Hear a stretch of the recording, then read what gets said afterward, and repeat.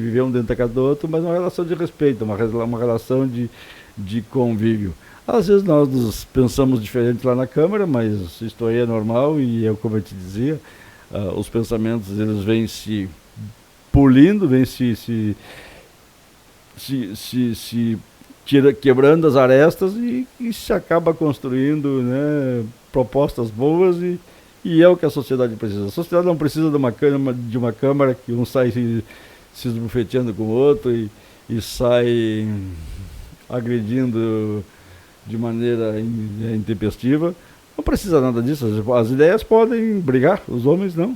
As ideias podem divergir, mas os homens têm que se respeitarem. Gostei dessa tua frase. As ideias podem brigar, os homens não. Se bem que, pelo menos que eu me lembro de cabeça, aqui na nossa Câmara não é de rolar esse tipo de coisa, né? Geralmente o debate é nas ideias mesmo. Mas a gente vê uns vídeos por aí, câmaras afora, que fica feio o negócio às vezes. É verdade. Né? Fica feio o negócio às vezes.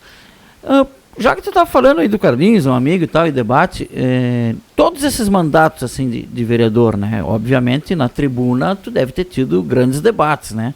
Quais que foram os teus adversários, assim, que tu mais gostava de debater, assim, que o cara, né, e cria aquela coisa, vai lá, um fala uma coisa, o outro vem defender a outra ideia de outro jeito? Teve, durante todos esses mandatos, assim, teve alguém, ou um, ou mais de um, que tu destaca? Não, com aquele ali eu debatia o tempo todo e era, né, sempre ele ao contrário do que eu dizia, eu ao contrário do que ele dizia, teve isso?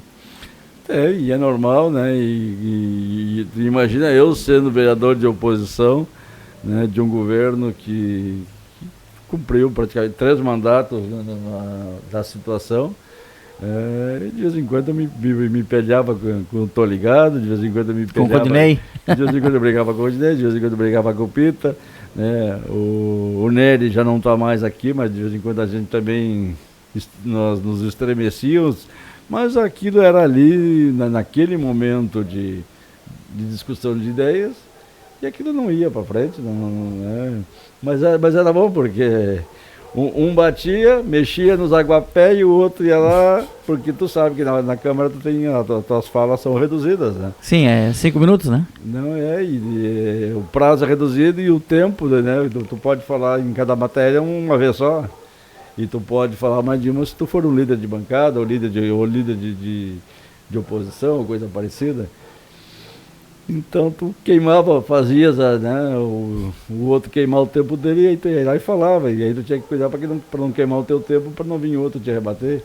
Mas, de uma maneira geral, era interessante.